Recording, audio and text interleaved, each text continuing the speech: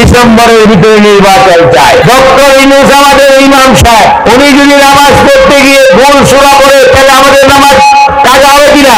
আপনার শুভবুদ্ধি হৃদয় রয়েছে, দয়া করে আর তার বাহানা না করে আপনি এই তত্ত্বাবধায়ক অন্তর্বর্তী সরকারের প্রধানের চেয়ারে বসতে পারবেন কিনা জানি না। অন্তর্বর্তীকালীন সরকার ক্ষমতায় আসার পর 10 মাস অতিবাহিত হওয়ার পর অন্তর্বর্তী নির্বাচনের তফসিল ঘোষণা করতে পারেন নাই। অন্তর্বর্তী তারা নির্বাচনের তফসিল ঘোষণা করেন নাই, নির্বাচনের রোড ম্যাপ দেন নাই।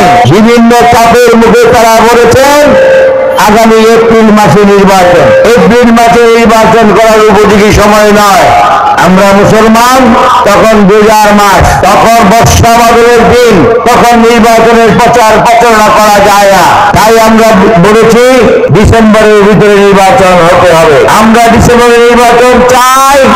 উনি জাপান গিয়ে বলেছেন একটি দল ছাড়া অন্য কোন দল নির্বাচন চায় না। পরের দিন সংবাদপত্রে দেখেছি 52টা স্ত্রী দল ডিসেম্বরের ভিতরে নির্বাচন চায়। শিক্ষিত মানুষের মুখে মিথ্যা কথা মানায় না। ডক্টর ইউনূস আমাদের ইমাম সাহেব, উনি যদি নামাজ পড়তে গিয়ে ভুল সূরা পড়ে তাহলে আমাদের নামাজ কাজা হবে কিনা?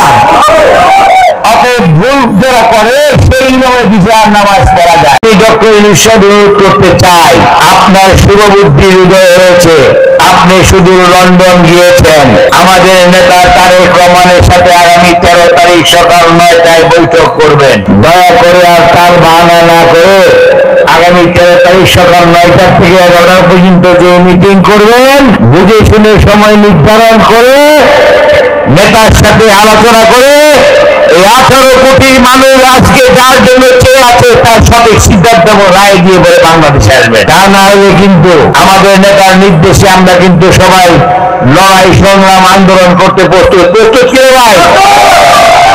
যদি ডিসেম্বরের ভিতরে আপনি তফসিল ঘোষণা না করেন তাহলে কিন্তু আগামীতে আপনি এই তত্ত্বাবধায়ক অন্তর্বর্তী সরকারের প্রধানের চেয়ারে বসতে পারবেন কিনা জানি না। আমাদের সন্তানরা ভাইরা কিন্তু যমুনার পারে বিরোধীরা আপনাকে ওয়ার্নিং দিয়েছে। কি বলেছে?